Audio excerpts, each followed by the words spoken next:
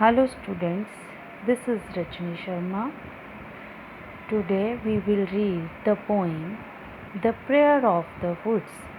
This poem is written by an anonymous poet.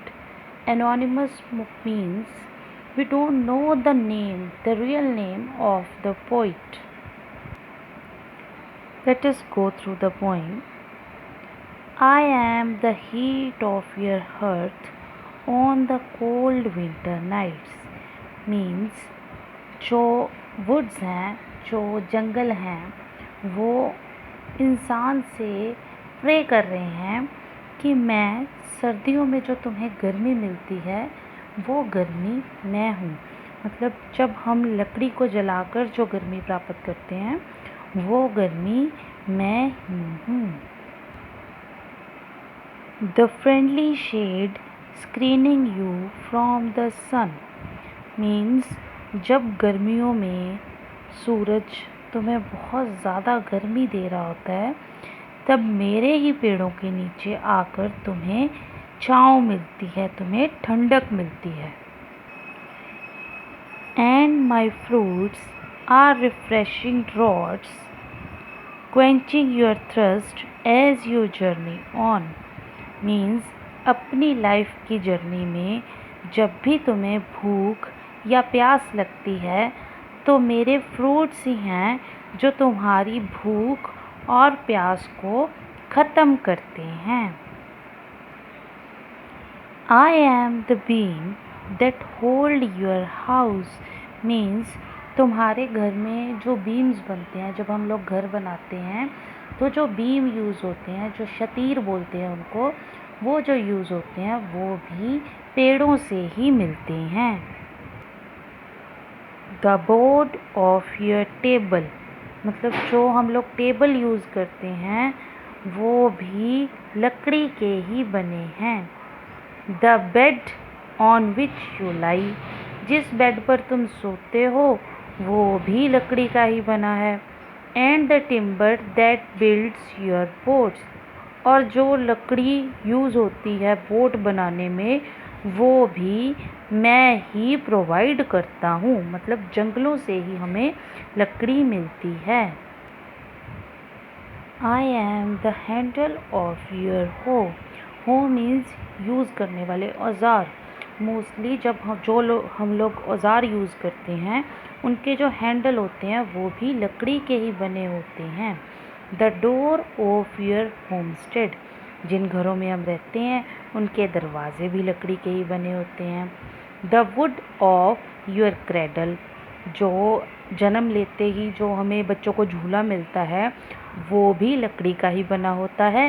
And the shell of your coffin और जो मरने के बाद कॉफिन बनता है वो भी लकड़ी का ही बना होता है। I am the bread of kindness and the flower of beauty. Bread of kindness का मतलब दयालुता की रोटी। मतलब मैं दयालुता ही परोसता हूँ। जैसे हमारी ज़िंदगी के हर पहलू में जो है वो पेड़ों की कहीं ना कहीं ज़रूरत महसूस होती है। धूप में छाँव देते हैं, गर्मी में हमें शेड प्रोवाइड करते हैं, सर्दियों में हमें गर्मी देते हैं, फ्रूट्स देते हैं, फ्लावर्स देते हैं, ब्यूटी प्रोवाइड करते हैं। जन्म से लेके मरने तक हमारे लिए लकड़ी हमेशा ही फ़ायदेमंद रहती है। तो वो हमें कह रहे हैं कि मैं तेरी ज़िंदगी के हर पहलू में शामिल हूँ। इवन जब हमने किसी की खूबसूरती की प्रेज़ करनी होती है तो हम लोग उसको फ्लावर्स के साथ कि गुलाब के जैसा है ऐसे, तो हम लोग उसकी फ्लावर्स के साथ कंपैरिजन करते हैं। तो हम लोग ब्यूटी को फ्लावर्स के ही साथ में मैच करते हैं। Ye who pass by listen to my prayer मतलब ओ मेरे पास से गुज़रने वाले मेरी प्रार्थना सुनो। हार्म मी नॉट मुझे कोई भी नुकसान मत पहुंचाओ। क्यों मत पहुंचाओ? क्योंकि अगर तुम मुझे नुकसान पहुंचाओगे तो तुम्हें ही कहीं ना कहीं नुकसान होगा, क्योंकि सारी ज़िंदगी शुरू से लेके जन्म से लेके मरने तक मैं तुम्हारे किसी न किसी काम आता रहता हूँ। तो बेसिकली ये पोइम बनाई गई है एक प्रेयर की फॉर्म में। जो जंगल हैं वो इंसान से प्रेयर कर रहे हैं। वो इंसान जो आजकल मर्सीलेस हो गया है, जिसमें बिल्कुल दयालुता रही नहीं, वो निर्दयता से सारे जंगलों को लगातार काटे जा रहा है। तो ये एक प्रेयर है जिसमें वो जंगल इंसान से प्रेयर कर रहे हैं कि हमें नुकसान मत पहुंचाओ। सो वुड्स सिर्फ इतनी ही प्रेयर करते हैं कि बिना किसी सोचे समझे हमें यूं ही मत काटते रहो। अगर हमें काटना भी है तो हमारी प्रोटेक्शन का भी पूरा ध्यान तुम्ही ने रखना है, ताकि हम तुम्हें सारी ज़िंदगी अवेलेबल होते रहें।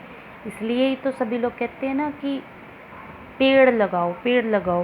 पेड़ लगाने का क्या मतलब है कि अगर हम एक पेड़ काट रहे हैं तो हमारे लिए दूसरा पेड़ वहाँ पर अवेलेबल हो। Okay students, good bye.